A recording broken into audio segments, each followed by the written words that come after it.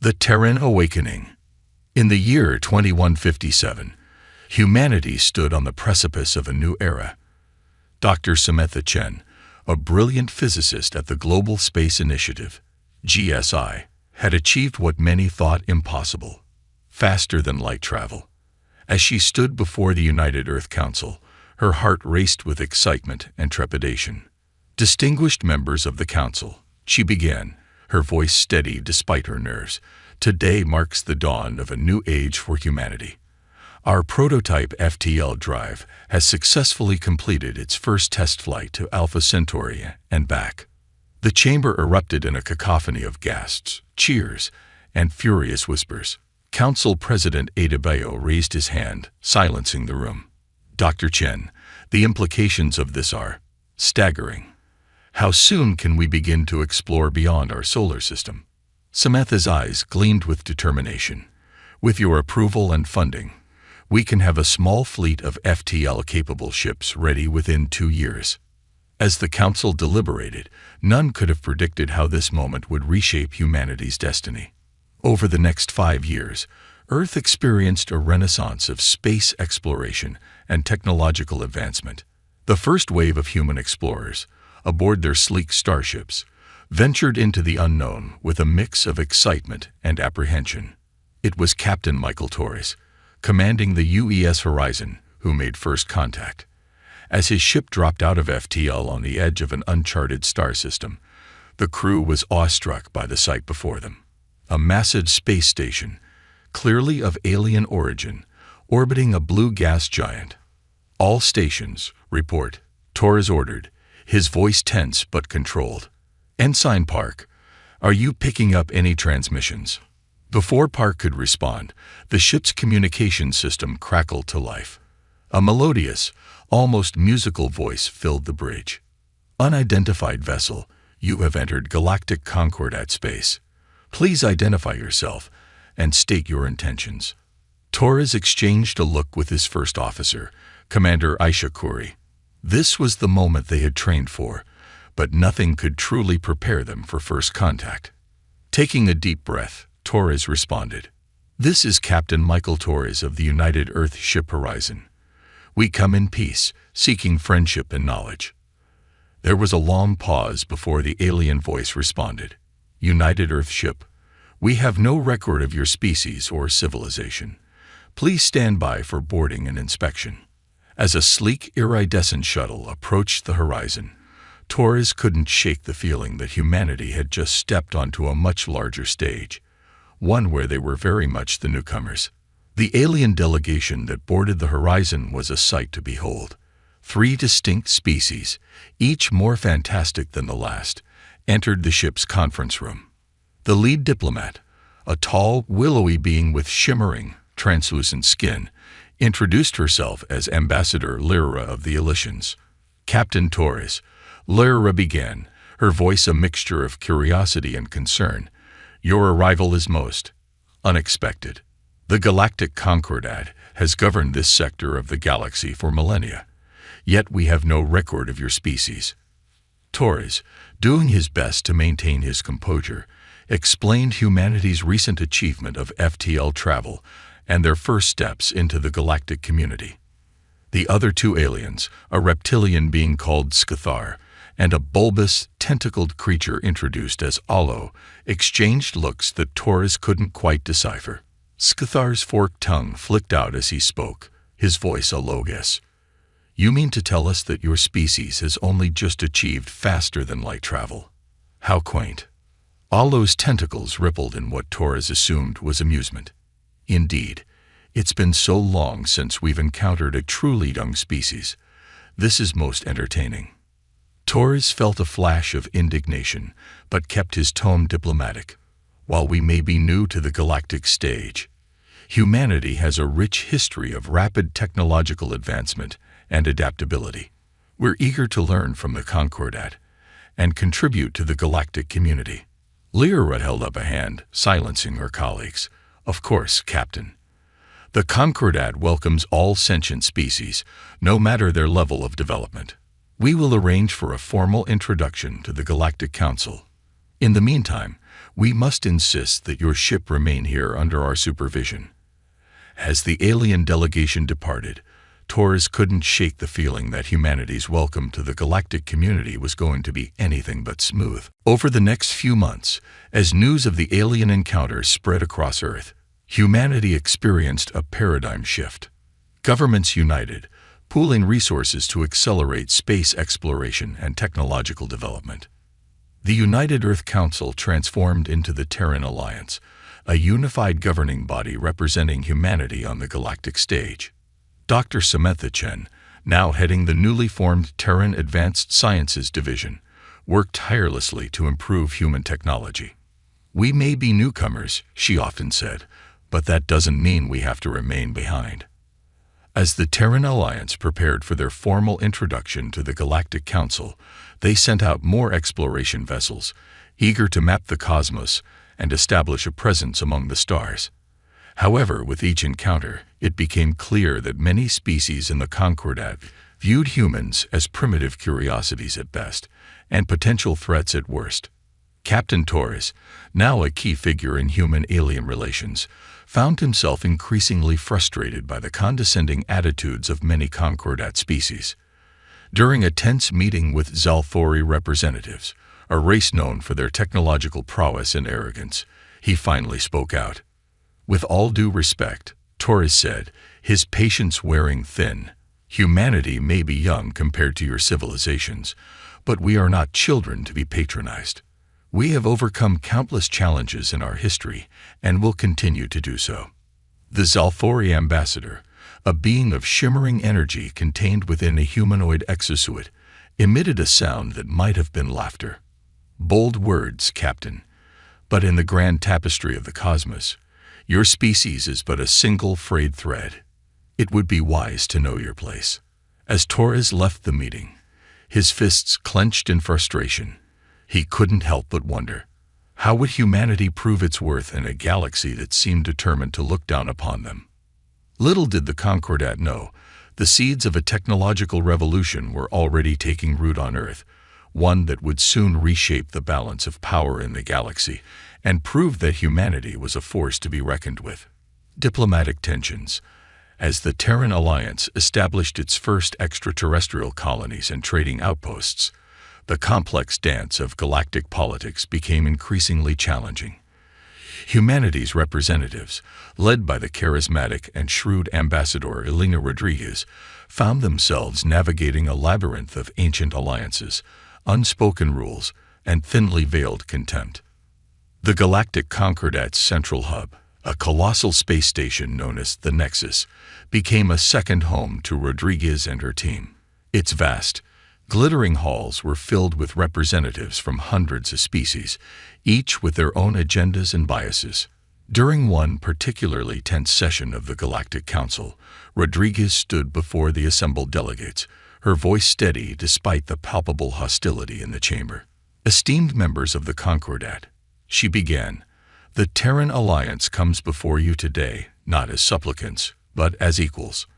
We seek fair treatment in trade agreements and the right to expand our colonies within unclaimed systems." The chamber erupted in a cacophony of protests and dismissive laughter. Arch-Consul Zexvia of the Zalthori rose, his energy form pulsing with barely contained disdain. "Ambassador Rodriguez," he intoned, his voice resonating through the chamber, "your audacity is matched only by your naivety. The systems you speak of have long been designated as potential expansion zones for established Concordat members. Humanity lacks the experience, the technology, and frankly, the right to claim such valuable resources." Rodriguez stood her ground, her dark eyes flashing with determination. "And yet, Arch-Consul, it is precisely these unclaimed systems where humanity has already begun to thrive. Our colonies on Novaterra and Esperanza Prime have transformed barren worlds into vibrant outposts in less than a decade. Surely that demonstrates our worthiness." Before Zexvia could retort, Lyra of the Elysians interceded, her melodious voice a stark contrast to the tension in the room. "Perhaps a compromise can be reached. The Terran Alliance has shown remarkable adaptability. We propose a probationary period, during which humanity can prove its ability to responsibly manage these colonies. The debate raged for hours, with various factions arguing for and against humanity's expanded role in the galaxy.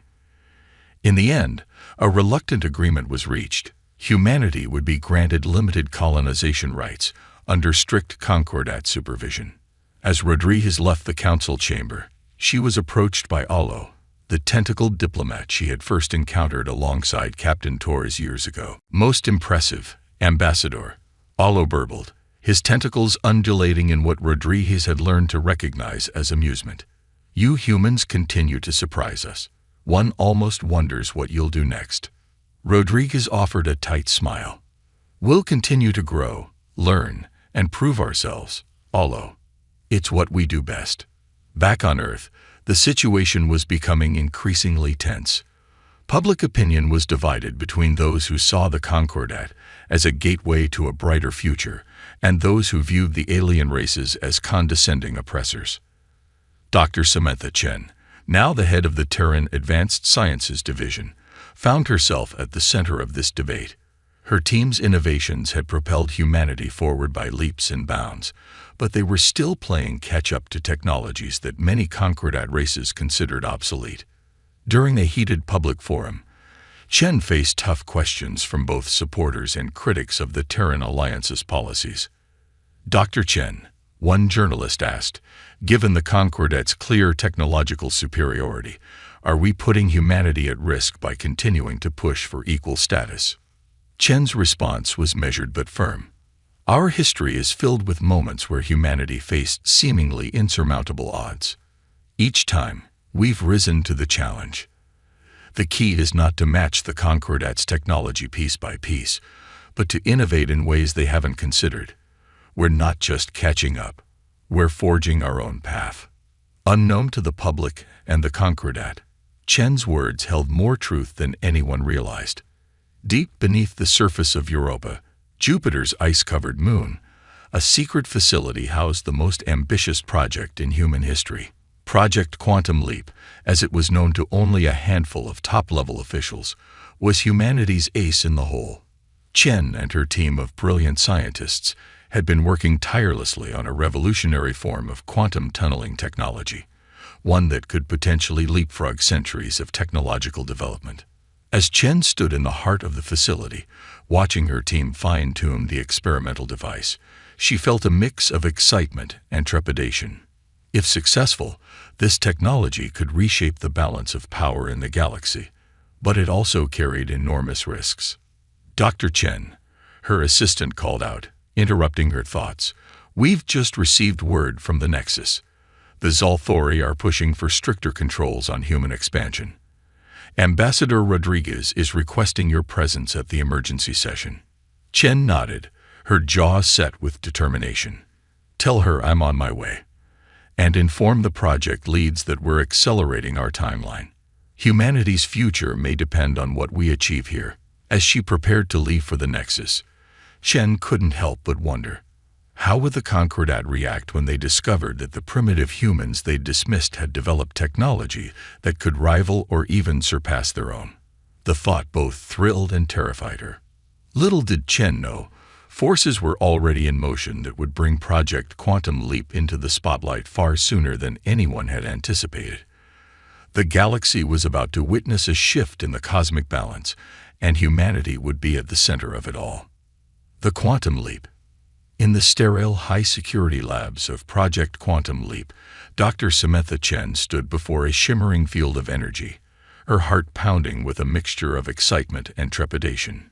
Years of research, countless setbacks, and moments of brilliant inspiration had led to this moment. Initiating final sequence, her chief engineer, Dr. Raul Patel, announced, his fingers dancing across a holographic interface. Quantum field stabilizing at 99.7%. Chen took a deep breath, her eyes fixed on the swirling vortex of energy before her. "Proceed with the test, Dr. Patel. Let's make history." With a nod, Patel activated the device. The quantum field pulsed, and in an instant, a small probe disappeared from its position in the lab. Seconds later, It reappeared on a platform across the room. The lab erupted in cheers, but Chen remained focused, her mind racing with the implications of what they'd just achieved. They had successfully teleported matter through a quantum tunnel, instantaneously and with perfect precision. Dr. Chen, Paddle said, his voice trembling with excitement, preliminary data shows 0 molecular degradation. We did it. We've cracked instantaneous matter transportation. Chen allowed herself a small smile. Excellent work, everyone. But remember, this is just the beginning. We need to scale this up, and fast. The future of humanity may well depend on it. As the team celebrated their breakthrough, Chen stepped away to make a secure call. "Madam President," she said when the call connected, "Project Quantum Leap was successful. We're ready to move to the next phase." President Kira Yamamoto's voice was tense but hopeful. "Outstanding work, Dr. Chen. But we may not have as much time as we'd hoped. The situation with the Concordat is deteriorating rapidly." Chen's elation faded, replaced by a sense of urgency. "Understood, Madam President. We'll accelerate our timeline." "How bad is it?" "Bad enough that we may need to reveal our hand sooner than we planned. The Zalthori are pushing for sanctions against us, claiming we're a destabilizing influence in the sector. Ambassador Rodriguez is doing her best, but we're running out of diplomatic options," Chen finished. "I understand. We'll have a working prototype ready for ship integration within the month. After that, Yamamoto said, her voice steel, "we show the galaxy that humanity is not to be underestimated." As Chen ended the call, she turned back to her team, her mind already racing with the challenges ahead. They had achieved the impossible, but the real test was yet to come. Weeks passed in a blur of frenetic activity. The quantum leap technology was miniaturized, refined, and integrated into a prototype vessel named the TAS Prometheus. Captain Michael Torres, whose first contact with the Concordat years ago had set this chain of events in motion, was chosen to command the revolutionary ship. As Torres stood on the bridge of the Prometheus, nestled in a secret dry dock beneath the lunar surface, he marveled at how far humanity had come in such a short time. "Captain," his XO, Commander Yuki Tanaka, reported, "all systems are green. Quantum drive is online and stable. We're ready for the first full-scale test." Torres nodded, a mix of pride and nervousness coursing through him. "Very well, Commander. Let's show them what humanity can do. Initiate quantum jump to Mars orbital coordinates." The bridge crew held their breath as Tanaka activated the drive. For a brief moment, the entire ship seemed to vibrate at a molecular level. Then, in the blink of an eye, the lunar landscape outside the viewports was replaced by the rusty red sphere of Mars. The bridge erupted in cheers, but Torres remained focused. "Status report," he ordered. "All systems nominal, Captain," Tanaka reported, her voice filled with awe. "We've successfully teleported to Mars orbit. The jump took less than a nanosecond." Torres allowed himself a small smile. "Excellent. Let's run a full diagnostic and prepare for the return jump. The real test is consistency." As the Prometheus continued its trials, pushing the boundaries of the new technology, tensions in the wider galaxy were reaching a boiling point. On the Nexus, Ambassador Elena Rodriguez found herself in an increasingly precarious position. The Zalthori, led by the zealous Arch-Consul Zexvia, had launched a propaganda campaign painting humanity as a dangerous, unpredictable species that needed to be contained. During a particularly heated Galactic Council session, Zexvia's energy form pulsed with barely contained anger as he addressed the assembly. "Esteemed colleagues," he intoned, his voice resonating through the chamber, "we have tolerated the humans' presence for too long. Their rapid expansion and disregard for established protocols threaten the very stability of the Concordat. We must act now to curtail their ambitions before it's too late." Rodriguez stood to respond, her voice steady despite the hostile atmosphere. "Arch-Consul, your fears are unfounded. Humanity seeks only peaceful coexistence and the opportunity to contribute to the galactic community. Our advancements pose no threat to the Concordat. Zexvia's form flickered with what might have been laughter. No threat. Your kind has expanded to 12 star systems in less than a decade. Your technology advances at an alarming rate. If left unchecked, who knows what damage you could cause? The debate raged on, with various factions taking sides. The Elysians, led by Lyra, advocated for patience and understanding, while others aligned with the Zalforis' hardline stance. As the session adjourned, Rodriguez received an urgent communication from Earth. President Yamamoto's holographic form appeared before her expression grave. "Elena," the president began, "the situation has escalated beyond our worst projections. Our deep space sensors have detected a large Zalfori fleet mobilizing near their home system. Intelligence suggests they may be planning a preemptive strike against our colonies." Rodriguez felt a chill run down her spine. "Madam President, surely they wouldn't risk open war. The political fallout would be catastrophic. They might if they believe they can end the human threat quickly and decisively," Yamamoto replied. "We need more time. Project Quantum Leap is ready, but we haven't had a chance to implement it fleet-wide." Rodriguez nodded, her mind racing. "I'll do what I can to stall them here, but we need to prepare for the worst. If the Zalfori attack, we'll need every advantage we can get." As the communication ended, Rodriguez steeled herself for the challenges ahead. The fate of humanity would be decided in the coming days, and she was determined to ensure her species had every chance to prove its worth. Back on Earth, Dr. Chen and her team worked around the clock to outfit as many ships as possible with the Quantum Leap technology.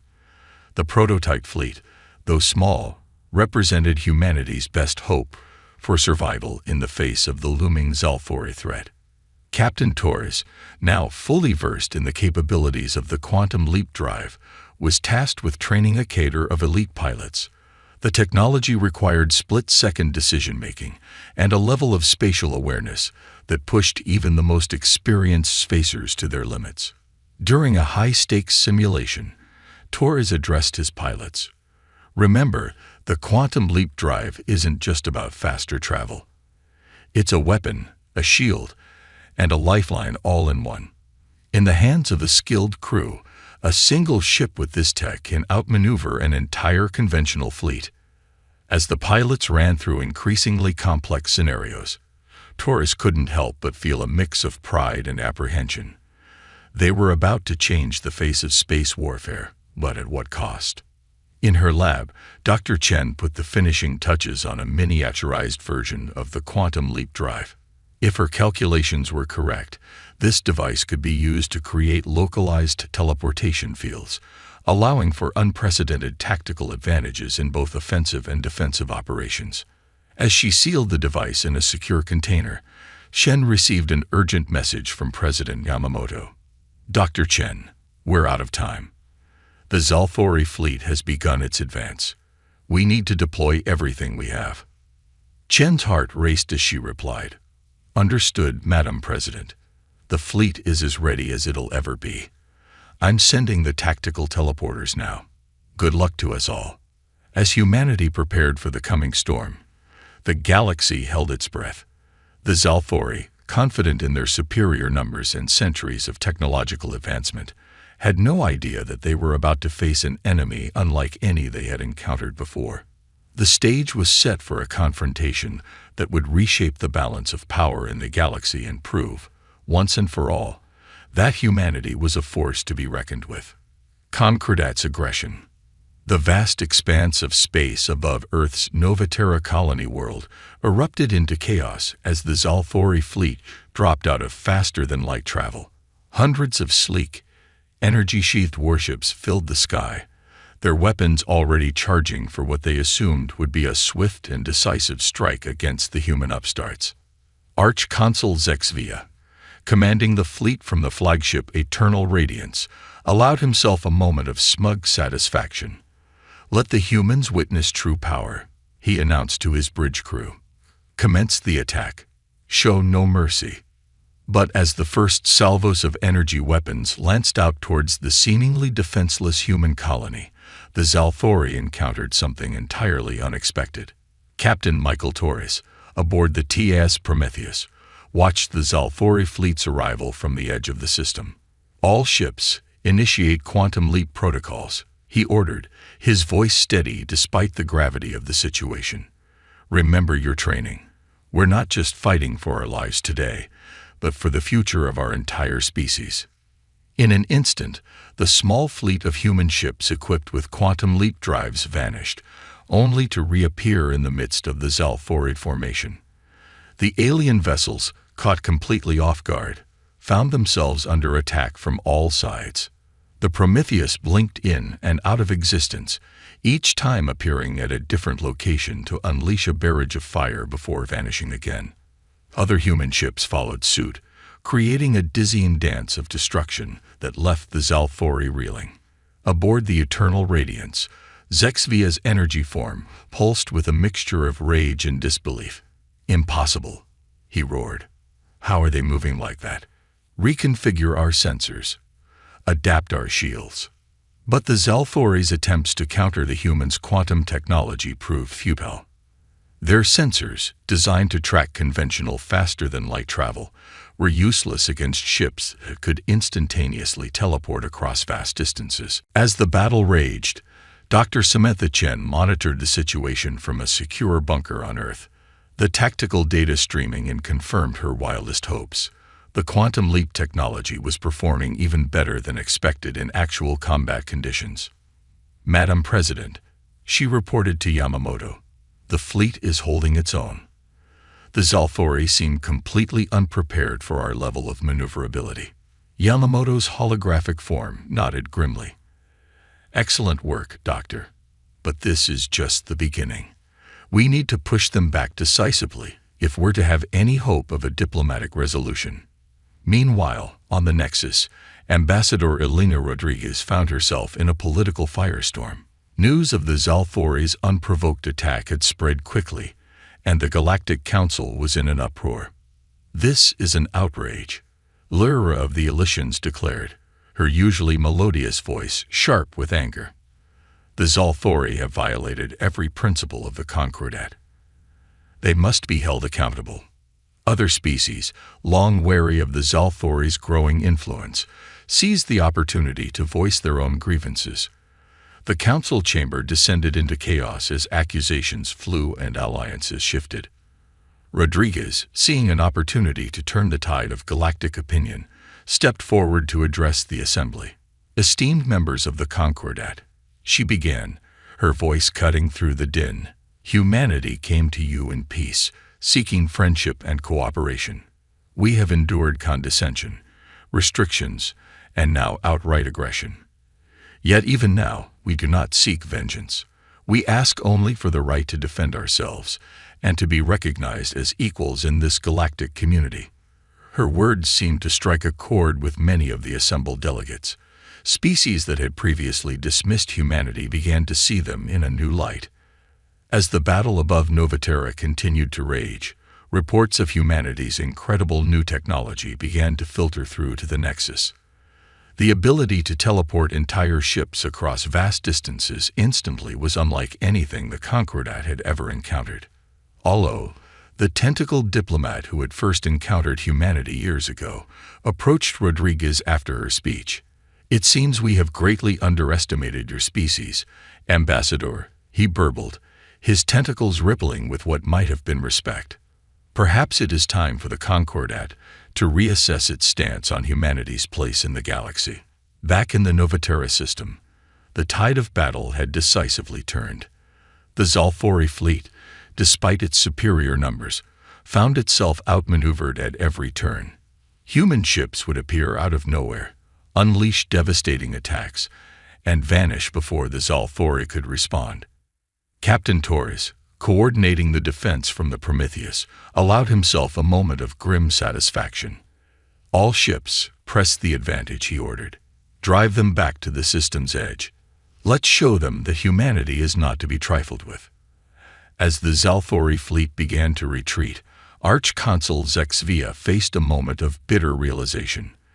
The humans, whom he had dismissed as primitive upstarts, had not only stopped his attack, but were on the verge of inflicting a humiliating defeat on one of the Concordat's most powerful races. "This isn't over," he snarled to his command staff. "Fall back to Rally Point Alpha. We'll regroup and return with reinforcements. These humans cannot be allowed to possess such power." But as the remnants of the Zalthori fleet limped away from Novaterra, it was clear to all observers that a new era had dawned. Humanity, in one decisive battle, had proven itself to be a technological and military force that could stand toe-to-toe with the greatest powers in the galaxy. As news of the victory spread across human space, celebrations erupted on every world and station. But for those in positions of power, the real work was just beginning. They had won the battle, but the struggle for humanity's place in the galaxy was far from over. President Yamamoto, addressing the joint session of the Terran Alliance government, summed up the situation. "Today, we have shown the galaxy that humanity will not bow to tyranny or aggression. But with this great power comes great responsibility. Our next steps will determine whether we are remembered as liberators or conquerors, as a force for peace or another faction in an endless cycle of conflict." As the Terran fleet secured the Novaterra system, all eyes turned to the Nexus. The next moves made in the halls of galactic power would shape the future of not just humanity, but the entire Concordat. The galaxy held its breath, waiting to see how the cosmic balance would shift in the wake of humanity's quantum leap. Humanity's triumph. The aftermath of the Battle of Novaterra sent shockwaves through the galactic community. The Nexus, once a bastion of established power dynamics, now buzzed with uncertainty and revaluation. Species that had long deferred to the Zalthori's influence now openly questioned their judgment, while others looked to humanity with a mixture of fear and admiration. Ambassador Elena Rodriguez found herself at the center of a diplomatic maelstrom. As she strode into the Grand Chamber for an emergency session of the Galactic Council, she could feel the weight of countless alien eyes upon her. "Esteemed members of the Concordat," she began, her voice steady and resolute, "we stand at a crossroads. The recent aggression by the Zalthori has shattered the illusion of peace and unity that we have long maintained. But from this crisis comes opportunity, an opportunity to forge a truly equal and just galactic community." The chamber erupted in a cacophony of voices, some supportive, others skeptical. Lyra of the Elysians rose to speak, her ethereal form shimmering with emotion. "The humans have proven themselves to be far more than we ever imagined," she declared. "Their technology, their adaptability, their courage in the face of overwhelming odds. These are qualities that should be celebrated, not feared. I move that we immediately grant humanity full membership in the Concordat, with all the rights and responsibilities that entails." Allo, the tentacled diplomat, added his support. "We have much to learn from these newcomers. Their quantum leap technology alone could revolutionize travel and commerce throughout the galaxy. We would be fools to isolate them." But not all were convinced. A faction of hardliners, led by representatives of species closely allied with the Zalthori, argued for caution. "How can we trust a species that has concealed such powerful technology?" One delegate demanded. "For all we know, this quantum leap could be a threat to the very fabric of space-time." As the debate raged, Rodriguez remained calm, addressing each concern with patience and clarity. She emphasized humanity's desire for peaceful coexistence, their willingness to share their advancements under the right conditions, and their commitment to upholding the principles of the Concordat. Meanwhile, back in the Novaterra system, the human fleet remained on high alert. Captain Torres, aboard the Prometheus, coordinated with other ships to establish a defensive perimeter. The quantum leap drives had proven their worth in battle, but Torres knew that the technology's true potential lay in peaceful applications. "Imagine," he mused to his XO, Commander Tanaka, "instant transportation of goods and people across the galaxy. We could alleviate famines, respond to natural disasters in moments, explore the furthest reaches of space. Tanaka nodded, her eyes gleaming with the possibilities. It's a new age, Captain. But with great power comes great responsibility. The rest of the galaxy will be watching our every move. On Earth, Dr. Samantha Chen and her team worked tirelessly to refine and expand the quantum leap technology. The miniaturized devices she had developed proved invaluable in the battle, allowing for tactical teleportation that had confounded the Zalfori. As she reviewed the data from the conflict, Chen couldn't help but feel a mix of pride and trepidation. "We opened Pandora's box," she murmured to her assistant. "Our job now is to ensure this technology becomes a force for progress, not destruction." President Yamamoto, coordinating efforts from the Terran Alliance headquarters, received regular updates from both the diplomatic front and the scientific community. She knew that the decisions made in the coming days would shape humanity's future for generations to come. In a secure video conference with her top advisors, Yamamoto laid out her vision. "We have the galaxy's attention. Now we must show them that humanity is not just technologically advanced, but morally and ethically prepared for the responsibilities that come with such power." Back on the Nexus, the Galactic Council's deliberations had stretched on for days. The Zalfori representatives, humbled by their defeat, had been notably quiet, their once dominant voice reduced to a whisper. Finally, after intense negotiations and impassioned speeches, a consensus was reached. The Council Arbiter, a being of pure energy representing the collective will of the Concordat, rose to deliver the verdict. In light of recent events, and after careful consideration, the Arbiter's voice resonated through the chamber. The Galactic Council hereby extends full membership to the Terran Alliance. Furthermore, we censure the Zalfori Imperium for their unprovoked aggression and strip them of their privileged status within the Concordat. The chamber erupted in a mix of cheers and murmurs. Rodriguez, maintaining her composure, stepped forward to address the council once more. "On behalf of humanity, I thank the Concordat for this recognition," she said, her voice filled with quiet pride. "We accept this membership with humility and a deep sense of responsibility. The quantum leap technology that has brought us to this point will be shared. The quantum leap technology that has brought us to this point will be shared with the Concordat," Rodriguez continued, her words causing a ripple of excitement through the chamber. "But not as a weapon. Instead, we propose the formation of a new Concordat initiative, the Quantum Exploration and Aid Fleet." She paused, allowing her words to sink in before elaborating.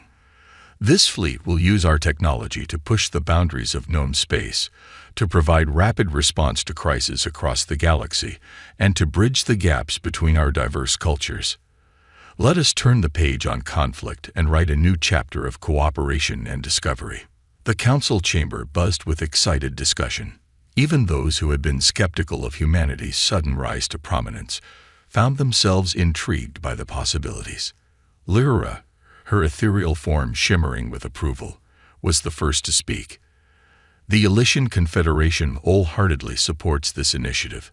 Let this be the dawn of a new era of galactic cooperation." One by one, representatives from various species pledged their support. Even a Chassan Zalfori diplomat, speaking on behalf of their chastened empire, offered cautious approval. As the session concluded, Rodriguez found herself surrounded by curious and admiring delegates. Questions about the quantum leap technology, offers of cultural exchange, and invitations to visit distant worlds poured in.